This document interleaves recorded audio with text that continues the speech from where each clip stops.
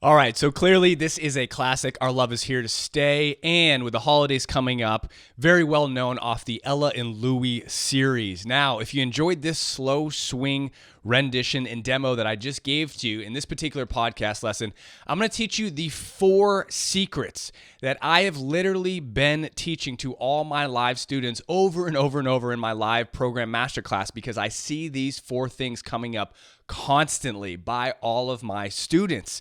And if that's the case, then I know other students out there are probably doing the exact same thing. So I'm going to teach you the 4 most common issues that I see when students tackle slow swing solo piano styles, just like tunes like Our Love is Here to Stay. Stick around and I'll show you what those 4 key secrets are.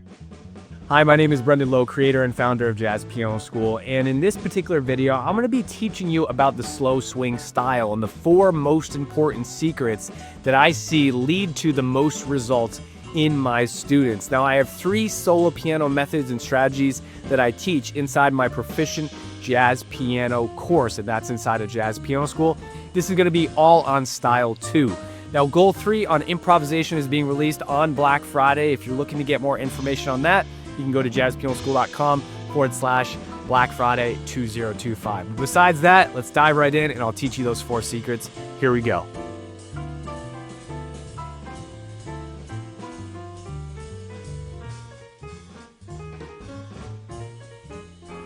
All right, so I'm all about the 80-20 rule, meaning I'm going to give you the 20% right now with 4 key secrets that's going to help get you 80% of the way there. Let's start with the melody. Now, as you can see here, these first 4 melody notes are pretty much, we have 3 quarter notes and then a whole note, okay? And as we continue going through the melody, we don't really have many eighth notes. Now, remember, eighth notes in jazz is what makes jazz swing. So anytime I see eighth notes in the melody, I can actually swing the melody, meaning in measure 2. Right? So with those eighth notes, I can go 1 and 2 and 3, 4, 1. That allows me to swing. Now, so many times in standards, just like this one, you're going to see quarter notes all over the place. And when you listen to the greats, Ella, Louie, Frank, Sarah Vaughan, all vocalists, even pianists, instrumentalists, they are changing the rhythm to the melody to help it swing more. And that's number 1. Secret number 1. You're going to have to tweak the melody a little bit. If you noticed in my demo, if you go back and watch it, I did the sharp 4 walk down. So B minor 7 flat 5, B flat minor 6, kind of like F9 over A, A flat G, and then here I went 1 and 2 and 3 and 4. So I hit that C on the upbeat. I made it an eighth note, 1, and I put it on the upbeat. If I were to play it on the downbeat, it would sound like this: 1, 2, 3, 4, 1. Right? And then same with all the other measures. So this is a very kind of watered down example, but so many times if you take a tune like Tangerine, written in the real book, it's pretty much all quarter notes. You have to change the rhythms of the melody to make it swing. I could even go, here we go, or I could make the first 2 melody notes eighth notes. I could make the second 2 quarter notes eighth notes, so I could go 1 and 2 and 3 and 4, right? And 4. So I could connect them however you want. And, you know, lyrically, it might not always fit. You should take into account the lyrics, but this is really going to be the first key secret to making your tunes, your slow swing tunes, swing harder. If you're just playing quarter notes where the melody is stated, your tunes, your slow swing tunes really aren't going to swing at all. Step number 2 of what I did in this particular demo, I'm going to show you this. So many times I hear students do this. Here's the melody.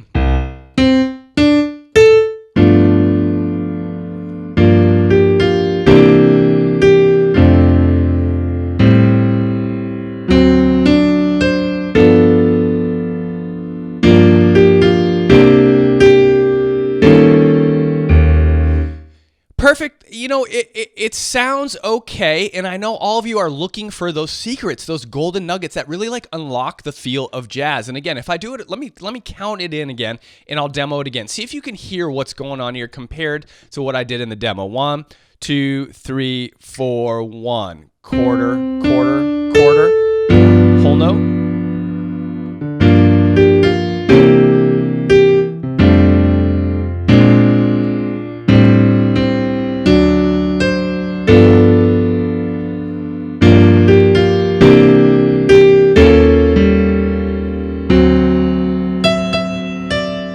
So on and so forth, right? Now, you're probably hearing a bunch of different things, but the main thing here I want to make clear is that what I'm doing for secret number 2 that's really going to unlock the swing feel for you is going to be making things short.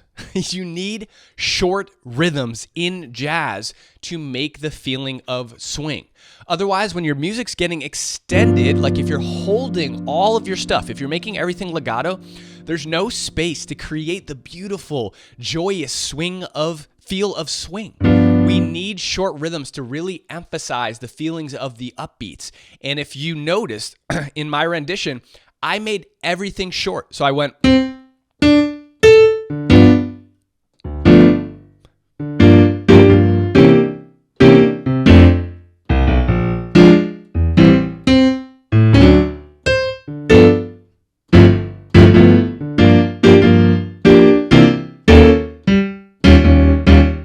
Now, I did this on purpose, meaning I'm saying when I actually play more of a rendition of this, I would probably balance it a little bit more, but I wanted to make a point, meaning 99% of all the students I'm teaching in my live programs right now are holding out everything, and it's really decreasing the feeling of swing. So if you want to get more feeling of swing, you have to emphasize the short rhythms. And one of the exercises I gave to them, all of them actually, is just to make everything short. Cut off all of your melodies, cut off all of your chords, don't hold anything, and really accent the last endings of the phrases like a staccato. Check it out. 1 and 2 and 3 and 4 and chord, short, comp. I'll get to that in a second. Short, short, short, short.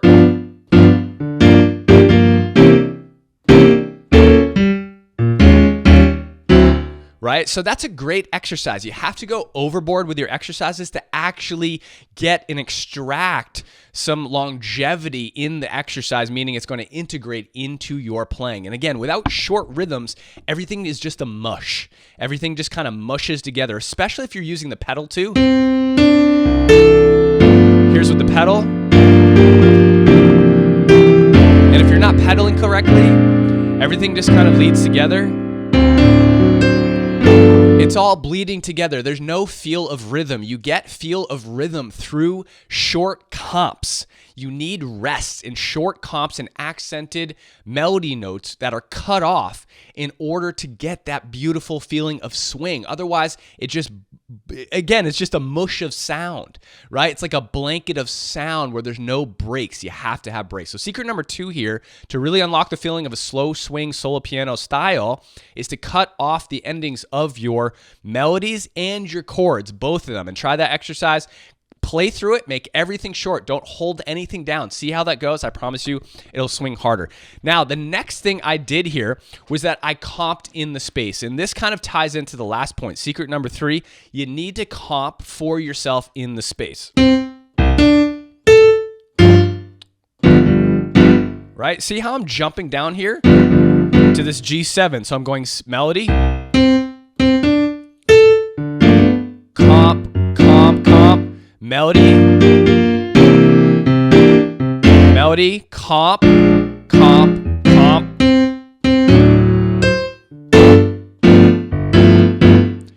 That comping rhythm is so necessary. It's like an integral part of solo piano.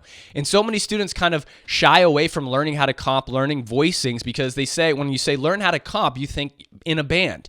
No, it applies to both. You have to learn how to comp for yourself in solo piano. And in my Proficient Jazz Pianist course, comping is goal 1. Solo piano is goal 2. Why did I do it that way? So when you learn how to comp, you learn how to comp for yourself if your goal is solo piano, because you can't play anything else but ballads unless you learn how to comp. You have to learn how to comp for yourself in a solo piano way, right? If I were to do this a little faster, 1, 2, 3.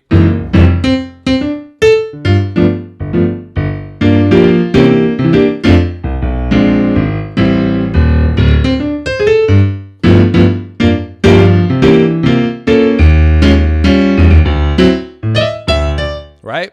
So I have to literally accompany and comp for myself in all solo piano. Well, I shouldn't say all solo piano, not cocktail style ballads. That's a little different. That's more harmonization of the melody. But slow swing, that's style 2 of my solo piano goal in the Proficient Jazz Pianist. And style 3, medium and fast, because these are different methods. You got to use comping here. So easy way to do this. If you know your rootless voicings, which you totally should as a jazz pianist, just use your rootless voicings. Melody, melody, melody, melody. I'm going to take my rootless voicing here. Here's my G7 rootless voicing. I'm going to comp in the space. We do not have to hold the melodies down like horn players, right? We don't need to, or vocalists.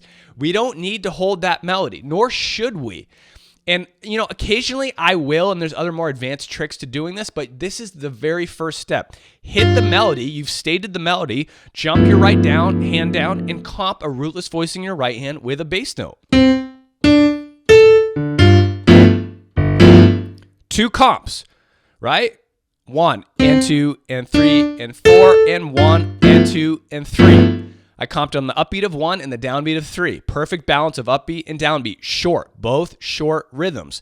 Melody, comp, B flat 7. I'm throwing in a chord that's not stated there. This is 1, 4, 3, 6. Comp. I'm changing the melody to the rhythm to melody. I'm going and 4 and 1 to make it swing harder and to get my comps in. It actually serves 2 purposes: to change the rhythm to your melody, right? So I'm going comp, melody,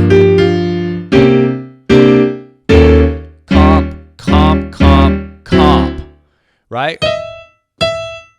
And again, even when I'm playing the melodies here, I'm disconnecting the notes. Da, da, da. There's space. I'm not going da, da, da. You see that? You want to make everything short and disconnect it so things aren't legato, okay? This will help it swing more. But again, secret number 3, you got to comp for yourself when the melody allows for it in those spaces to help the sound balance out, okay? Number 4, we're going to wrap up here. Number 4, we have to, wanted to make sure my volume was okay. We have to harmonize the melody. We need to harmonize the melody, especially in slow swing and fast swing tunes. I don't really get a chance to harmonize much, but here, right? So I'm playing a full chord on the melody notes that are aligning with chords. So I'm going full harmonic chord. Here's an easy way to do this. Take your melody, take a bass note, put the shells underneath. You can split your shells between your hands, or you can put them in one hand. It doesn't matter. That's a beginner step. Intermediate step. Put in the 5 to the harmony. That's an intermediate step. If you're an advanced player, add in other extensions. So I could go, I'm adding in my 9 here. I could throw in my sharp 11. I mean, that's not going to really sound great on this classic Our Love Is Here to Stay, but you could do it, right? It's a gateway for jazz. So I'm going to harmonize on these, right? And then I'm going to comp for myself in the space. Harmony, comp. Now I'm going to harmonize this. See, I'm harmonizing this F here with a G minor 7. So 1, 7, 3, 5, 7. Harmony. See this G natural that's under the C chord? I'm harmonizing the G with a C7 chord, right? Because otherwise, if we don't have harmonies, it's just like a horn player playing with a bass player. There's no chords. You need to have your pianist, right? You got to have full chords to harmonize those melody notes. underneath the chords. And it's when they're sitting underneath the chords. You don't have to harmonize every single melody note. Like in that second measure, I'm doing the first note and the note that's under the second chord, right? So I'm harmonizing the F6 with an F6 chord. I could throw in my 6 here. And then I'm throwing in a 4 chord. I'm comping. Now I'm harmonizing this. I'm harmonizing the D with just shells because it's pretty low here. And then I'm jumping up and then harmonizing. Here's a beautiful 3, 5, 7, 9 and 1 and 7 in my left hand to harmonize this beautiful 9 chord on the G7, right? And then once I hit that, what am I going to do? I'm going to jump my hand down and comp, right? So we have to harmonize the melody notes in slow swing tunes to really thicken it up and sound like there's chordal instrumental music happening, okay? And again, let me replay the demo for you. Listen to secrets 1, 2, 3, and 4. Again, just to reiterate, we got to change the melody, make it swing more. We got to make short comps. We got to comp in the space, secret 3, and secret number 4, we have to harmonize the melody notes. Here we go.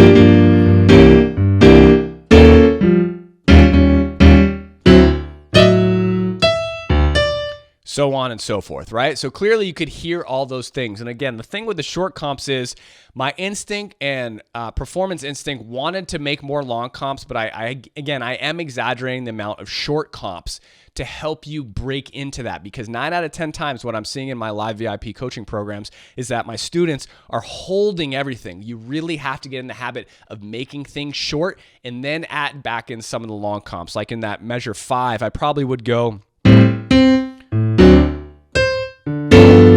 I'd probably finally put in some sort of long comp on that G9 chord. I'd still probably comp a chord for myself. I might go...